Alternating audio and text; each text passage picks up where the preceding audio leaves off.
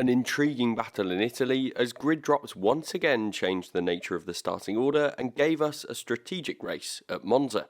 Verstappen spoiled the Ferrari party though, as he managed to take the win for his best ever result in Monza. There's a lot to talk about, so here's my 5 things we learned from the Italian Grand Prix. My name's Andy and this is Behind the Drive. Verstappen once again wins with a grid drop. Max Verstappen took his 11th win of the year in dominant fashion, as he had the pace advantage over his rivals at the front. It was a great result for the Dutchman, and it's now 5 in a row for Verstappen. It's starting to feel like he could win from anywhere on any circuit, and he can now mathematically win the title in Singapore next time out.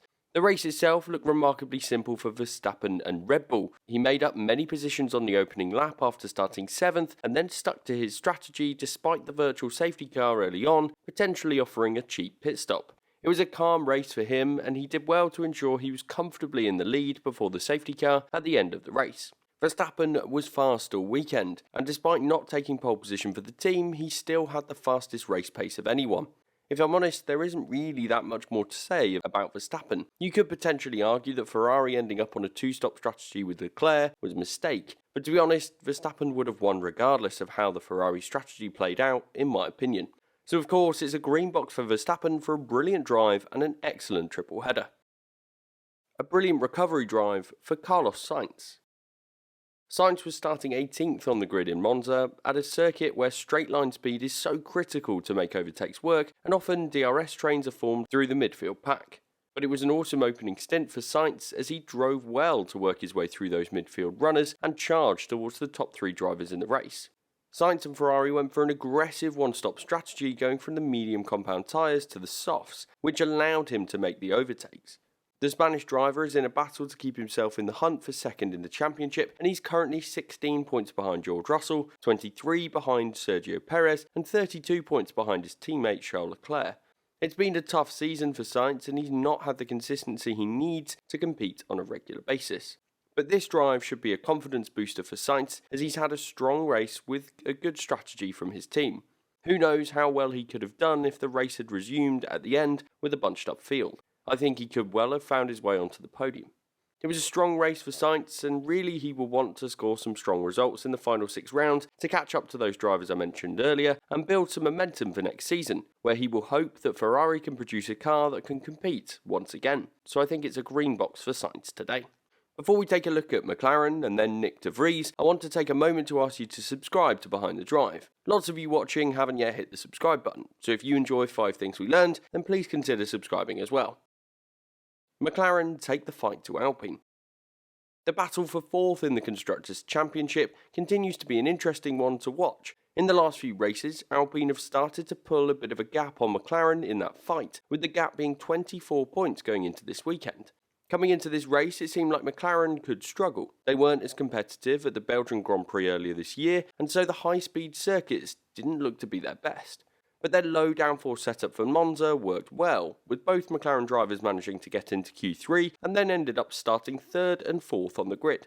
Like last year, it looked like the McLarens were enjoying this track and the inevitable grid drops around them. Despite a dreadful start for Norris, both McLarens did well to stick in the top 10 through the first stint, and ended up on slightly different strategies, with Norris extending that first set of tyres and Ricciardo making a stop in line with some of the other drivers around them. That meant the team were in a great position to potentially score a strong result and maybe even close that gap to Alpine. The retirement for Alonso and a poor race for Esteban Ocon, where he ended up outside the points, also meant Alpine had their first pointless Grand Prix since the Emilia-Romagna race earlier this year, so it seems races in Italy haven't worked out for the French team. In that same race earlier this year, Norris scored his podium result, so there seems to be a theme that when McLaren or Alpine have a tough race, the other tends to do quite well. It wasn't all easy for McLaren though, as a slow stop for Lando Norris meant the beginning of his second stint was more difficult than it needed to be, considering he lost 2.5 seconds and 3 positions on the pit exit. Likewise, Daniel Ricciardo had a problem with his power unit, which meant he retired towards the end of the race. So in the end, it was just 7th for Norris and 6 points, which is a real shame considering McLaren could have closed the gap by much more than that. But regardless, it was a promising result for McLaren that they were able to be competitive at high-speed circuit, and perhaps the battle for fourth isn't over just yet. So for me, it's a green box for McLaren for their weekend in Monza. A huge weekend for Nyck de Vries. Nyck de Vries drove both an Aston Martin and a Williams this weekend as the reserve driver stood in for Alex Albon and got the best opportunity to prove his skills and make sure he's considered for a seat for 2023. And de Vries took that opportunity with both hands as he managed to qualify 13th, which was 3 places ahead of Nicholas Latifi. If that isn't a brilliant advert to put yourself in the mix for consideration for a drive next year, then I don't know what is, particularly when you consider how confident you need to be with the car around the high-speed Monza circuit. Come Sunday, his performance meant he would start 8th on the grid, and he had a brilliant opportunity to add even more pressure and perhaps even compete for points, with so many drivers out of position. Through that first stint, de Vries did well to hold position in a DRS train where some of the faster cars were trying to work their way through, and he only lost a position to Carlos Sainz in those first 10 laps.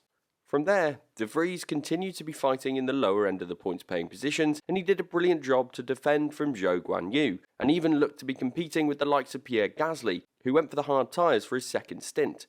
The retirement from Ricciardo meant de Vries would end up 9th and scored 2 points on his debut in a Williams. An awesome result, especially considering Latifi ended up 15th, although his position was affected by a late pit stop under the safety car, where I believe he lost some positions in efforts to give him a chance at coming back on the restart. Regardless, with just one practice session before qualifying at a tricky circuit to get right, I think Nyck de Vries has done a brilliant job at putting his name out there and showing that he's deserving of a race seat and would clearly be a significant upgrade compared to Nicholas Latifi, a driver who's now 21st in the championship, having failed to score points all season.